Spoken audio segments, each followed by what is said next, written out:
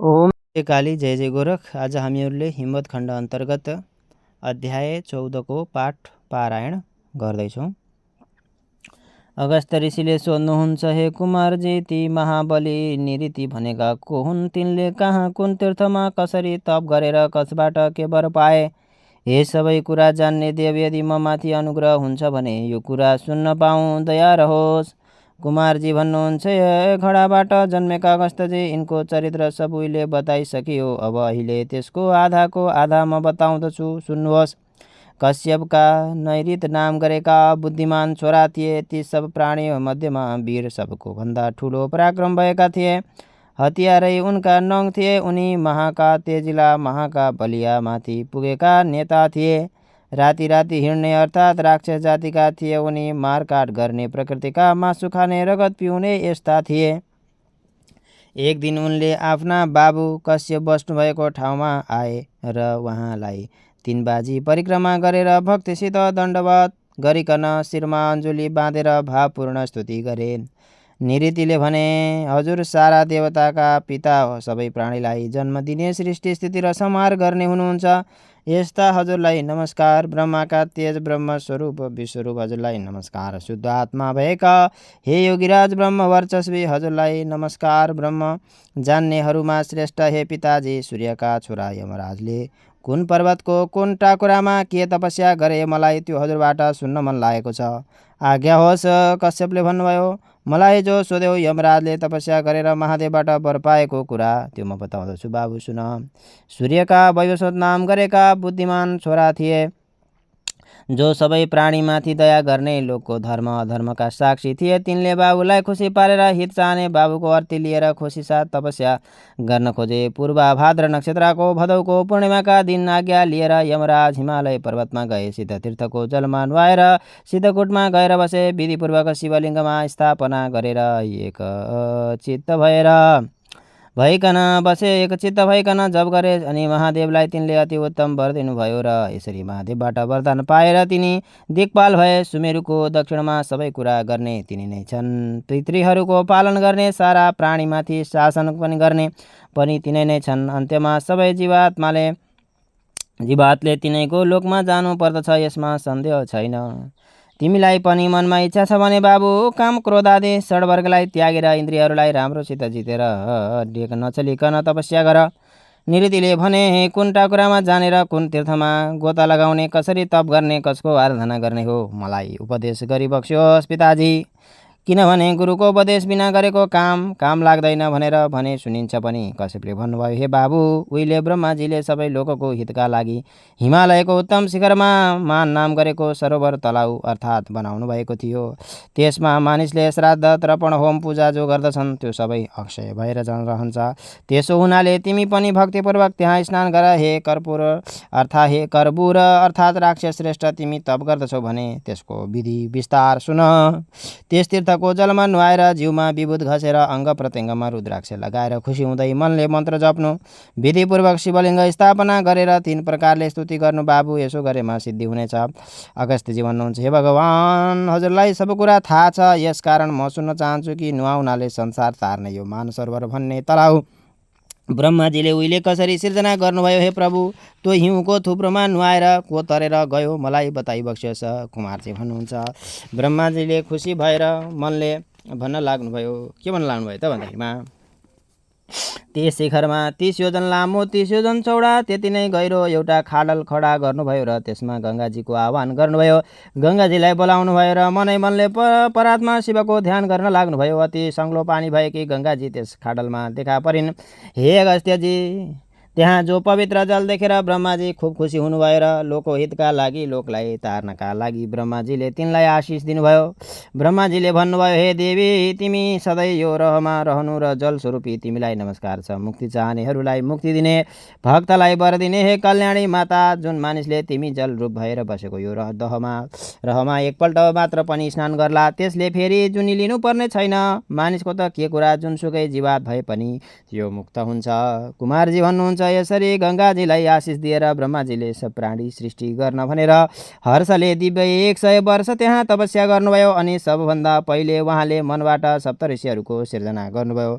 महादेवबाट शक्ति पाएर उहाँले 4 थरी जीवात र देवताहरूको पनि सिर्जना गर्नुभयो। हे अगस्त्यजी, ब्रह्माजी तपस्यामा बसेको केही काल भएपछि सप्तऋषिहरूले पनि सल्लाह गरेर तपस्या गर्न मन गरे अनि तिनीहरूले राम्रोसँग छुट्टा छुट्टै बसेर भक्तिसित महादेवको आराधना गरिकन खुसी भएर ठुलो तप गरे। शिवजीमा तन मन लगाएका साह्रै सरापै हतियार भएका ती 7 जना महर्षिहरूले सबैले उत्तिकै नुहाउने र उत्तिकै पूजा गर्ने गरेर गङ्गाजीको आह्वान गरे। अब कस कहाँ पहिले जाउँ, यिनीहरूले मलाई श्राप दिन्छन् भनेर पिर गर्दै थरथर काँपेका ठुलो पुण्य दिने गङ्गाजीले आफ्नो एक अंशलाई 7 धार तुल्याएर जहाँ जहाँ ती 7 जना तपस्या गरेर बसेका थिए त्यहीँबाट छुट्टा छुट्टै बगिन्। अनि ती 7 धाराले पर्वतका थुङ्काबाट आफूलाई छुट्टा छुट्टै खसालेर ऋषिहरूको नगिचैबाट भएर रहमा पसे। त्यहाँबाट ती महात्माहरूले एकनासँग 7 धारा भएका बगेर आएकी गङ्गाजीलाई देख्दा अत्यन्त खुसी भएर 7 जनाले तिनलाई आशिष दिए। ऋषिहरूले भने, स्नान कार्यको उद्देश्य राखेर हामीहरूतिरबाट बगेर आएकी हुनाले हे गङ्गे, आजदेखि तिमी 7 थोक फल दिने भए। तिमी सधैँ धर्म, अर्थ, काम, मोक्ष, सौभाग्य, राम्रो पराक्रम, राज्य यी 7 थरी फल दिने भए। कुमारजी भन्नुहुन्छ, अगस्त्यजी, यसरी तिनलाई आशिष दिएर ती महर्षिहरूले शिवजीको पूजा गर्दै तपस्या गर्न थाले। 100 वर्षपछि उमा महेश्वरको अनुग्रहले त्यस रहको यथार्थ नाम पनि पर्न गयो। उहीले प्राणीहरूको हितकाल निमित्त ज्येष्ठ महिनाको शुक्ल पक्षको दशमी अर्थात् दशहराका दिन महादेवको त्यो तलाउमा हाँसको रूप लिएर प्रकट हुनुभयो। यहाँ सौम्य राम्रा प्वाँख रातो, चुच्चो रातो, पन्जा पहेँला, राता कैला, आँखा सुनौला रङको राम्रो घाँटी र मधुर स्वर भएका भएर हिँड्न लाग्नुभयो। र अनि फेरि ठिक त्यही हाँसको जस्तै रूप लिएकी राम्री हाम्सिनी हाँसकी पोथी भएर गौरी प्रकट हुनुभयो। र अनि हाँसको रूप लिएकी ती देवी सङ्गममा लिएर हंसरूप महादेव यो तलाउमा दिव्य 1000 वर्षमा घुम्नुभयो। निर्मल पानीमा कमलका डाँठहरू खाएर डुलिरहेका ती हाँसका जोडीलाई देखेर ब्रह्माजी अत्यन्त प्रसन्न हुनुभयो। ब्रह्माजीले ती 2 हाँसका जोडीलाई शिव शक्ति स्वरूप ठान्नुभयो। उहाँहरू बाहेक अरू त्यो तलाउमा को डुल्न सक्थ्यो भन्ने ब्रह्माजीको मनमा पर्यो। हाँसको रूप लिएर महादेवले मेरो तलाउलाई पवित्र पनि पारिदिनुभयो, भो मन हर्ने पनि गहराइदिनुभयो भनेर ब्रह्माजीले पनि हाँसको रूप लिनुभयो। अनि ती हाँसहरूलाई देखेर विष्णुले पनि उही आकारको उस्तै हाँसको रूप लिनुभयो। अत्यन्त सौम्य अति राम्रा भएर त्यही हिँड्न लाग्नुभयो। यस्तो दिव्य तलाउ देख्दा धर्मले पनि मिठो स्वर भएको, शान्त सुन्दर स्वरूपको, राम्रो घाँटी भएको सेतो हाँसको रूप लिएर त्यही घुम्न लागे। दिव्य 1000 वर्षसम्म उहाँहरू त्यही तलाउमा उमा कमलमा डाँठमा खाँदै चुच्चोले कन्याउँदै खेलेर रहनुभयो। हे अगस्त्यजी, हंसरूप महादेवले तिनीहरूलाई वरिपरि राखेर भवानीका साथमा त्यो तलाउमा आनन्दसँग क्रीडा गर्नुभयो। हाँसको रूप लिएका ब्रह्माजीले पूर्वपट्टिको थुङ्को फोर्नुभयो र ठुला ठुला छालले भरिभराउ भएको पानी जोडसित छलछल बाहिर निस्क्यो। हाँसको रूप लिएका महादेव दक्षिणपट्टिको थुम्को फोर्नुभयो र त्यहाँबाट उत्तम जल भएकी नदी नाच्दै खेल्दै फाल हाल्दै निस्किन। अनि त्यसपछि उत्तरपट्टि विष्णु भगवानले हाँसको रूप लिएर थुम्को फोर्नुभयो र टाकुराहरूबाट छिटो छिटो बग्ने भरिभराउ पानी भएकी फराकिली नदी निस्किन्। दक्षिणको थुम्को धर्मले स्वयं फोरे भने त्यहाँबाट छालै छाल भएकी दिव्य नदी निस्किन् भने यसरी त्यहाँबाट पानीका 4 धार निस्केर पर्वतका टाकुराबाट वसुधारा झैँ उज्जवल भएर तल झरे भने यसरी तिनीहरूलाई झरेको देखेर ब्रह्माजी साह्रै खुसी हुनुभयो र उहाँले तिनीहरूको उस्तै नाम पनि राखिदिनु भयो। ब्रह्माजीले भन्नुभयो, हे नद, गम्भीर छाल हालेर पुरुषको जस्तो चालले जो तिमी पहाडको टाकुराबाट फाल हाल्दै निस्क्यौ, त्यसैले तिम्रो अब मेरो पुत्र ब्रह्मपुत्र भयो। तिमी कहाँ आएर नुहाउने सबै प्राणीहरूलाई हे वीर, तिमीले सबै मैला पखाल्ने चतुर्वर्गको फल दिनु। नदीमा कि श्रेष्ठ हे पुत्री, तिमी सौम्य चालले बगेर आयौ। रुद्रको प्रयत्नबाट निस्केकी हुनाले अब तिम्रो नाम शतरुद्र अथवा सतलज भन्ने नाम भएको। हे सुशीले, त्रेता युगमा तिमी देव नदी गङ्गा हुनेछौ र रघुका सन्तानको मनोरथ सिद्ध गराइदिनेछौ। भरिभराउ पानी लिएर फराकिली भएर बग्यौ। हे पुत्री, अब तिमी चाहिँ विष्णुको प्रयत्नबाट निस्केकी हुनाले आजदेखि तिम्रो नाम विष्णुपति नाम कि हौ। र हे देवी, तिम्रो जल छुनेहरूलाई अरू तिनमा पनि नुहाउनेहरूलाई तिमीले भुक्ति मुक्ति मनमा लागेको कुरा प्रभुत्व समेत दिनु। हे विष्णुपदे, जो पुरुष तिम्रो जलमा एकपटक पनि स्नान गर्दछ त्यो पुरुष विष्णुलोकमा जान्छ। हे नानी, मोक्ष चाहनेहरूलाई तिनीहरूको पूर्व जन्ममा गरेको पाप भए पनि तिमीले अवश्य पखालिदिनु। हे मेरी प्यारी छोरी, जसले मेरो कुण्ड ब्रह्मकुण्ड अर्थात् मान सरोवरमा नुहाउँदछ त्यसले आफ्नो सारा पाप पखालेर सम्पूर्ण यज्ञको फल पाउँदछ। परमात्मा उक्लिनाले मात्रै पनि सारा पाप छुट्दछन्। यो दिव्य सरोवरको दर्शन मात्रै गर्नाले पनि मनमा लागेको कुरा पाइन्छ। पूजा आजा जप तप केही गर्न नसके पनि कुनै दिन दैव संयोगले यहाँ श्रद्धासित नुहाएछ भने पनि त्यसले ठुलो पुण्य गरेको फल पाउँदछ। दुःखको संसारबाट तरेर सारा जुनी छोडेर गर्भवासको त्यत्रो कष्ट भोग्न नपर्ने भएर त्यो परम पदमा पुग्दछ। यो देहले 84 लाख जुनीमा जो शासनमा खानु पर्दथ्यो त्यो छोडेर परम पदमा पुग्दछ। कुमारजी आज्ञा गर्नुहुन्छ मुनिवर। यसरी तिनीहरूलाई वरदान दिएर ब्रह्माजी हाँसैको रूपले अरू ती हंस देवताहरूसित क्रीडा गरेर रहनुभयो। त्यहाँ कालान्तरमा देवता गन्धर्व गुह्य सिद्ध दैत्य अप्सराहरू र सबैलाई स्वर्गबाट आएर तपस्या गरे। कलियुगमा हाँसका रूप लिएर आएका देवताहरूले मान सरोवर कहिले खाली हुने छैन।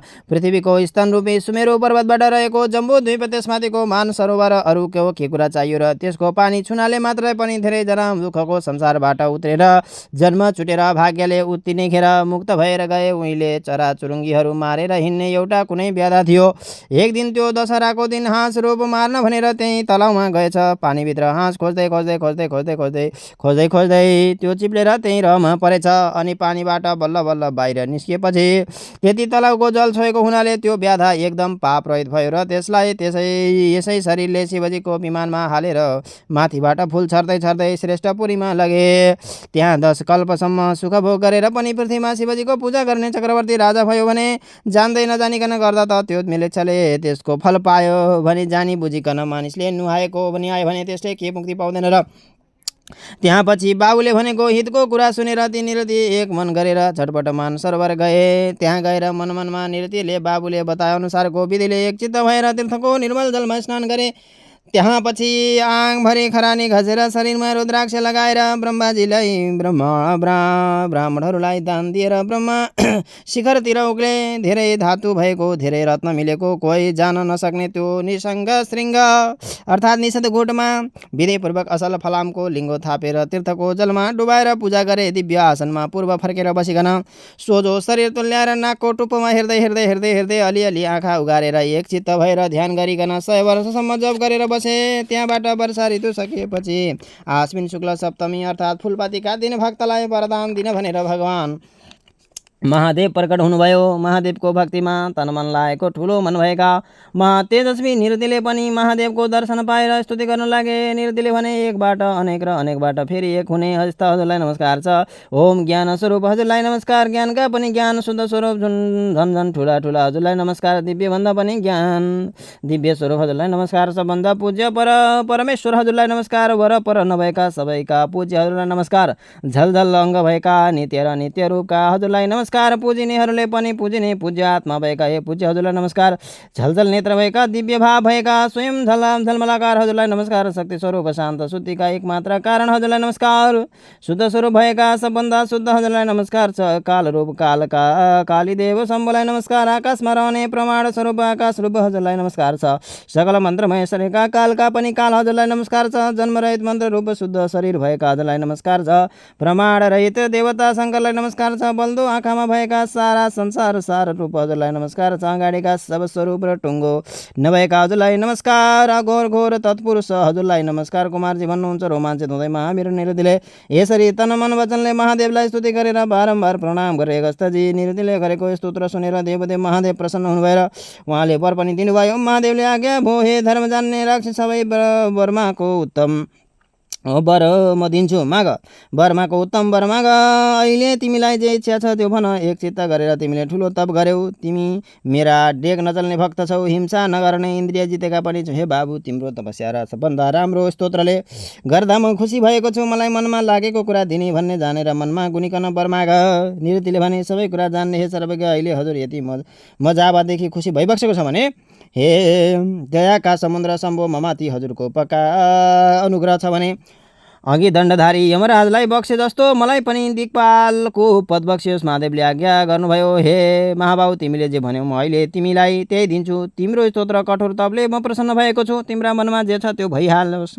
आजदेखि तिमी एउटा उपदिशा अर्थात् दक्षिण र पश्चिमका बिचमा को स्वामी भयो। अब त्यहाँ भएका सबैको पालन गर। कुमारजी भन्नुहुन्छ यसरी ती महात्मा भक्तलाई वरदान दिएर भक्तहरूका प्यारा महादेव नदेखिने हुनुभयो भने त्यहाँ बृहस्पति आदि सारा देवता ब्रह्मा नारद सप्तर्षिहरू सब आएर के गरे त भन्दाखेरिमा हे मुनिवर, देवताहरूका बाहुलीले झिकेको तीर्थको जलले माथिसम्म भरिएका असल असल सुनका गडाले तिनलाई अभिषेक गरे। त्यो ठाउँमा नगराहरू घन्किए, जय जय शब्द निस्कियो, स्वर्गबाट फुल र लाभाको वर्षा भयो। अभिषेक गरिसकेपछि देवताहरू निवृत्तिलाई अघि लगाएर सुमेरुको थुङ्कोमा गए र निवृत्तिलाई त्यहाँ राखेर नैऋत्य कुनाको स्वामी तुल्याएर आदर गरिकन ब्रह्मादि देवता सबै जसरी आएथे त्यसै गरी गए। त्यसपछि निवृत्तिलाई तप गरेको कुरा सुनेर वरुणले पनि तपस्या गरे। इति श्री स्कन्द पुराण अन्तर्गत हिमवत खण्डमा मान सरोवरको महिमा र निवृत्तिको तपसिद्धि भन्ने 14औं अध्याय सम्पूर्ण भयो।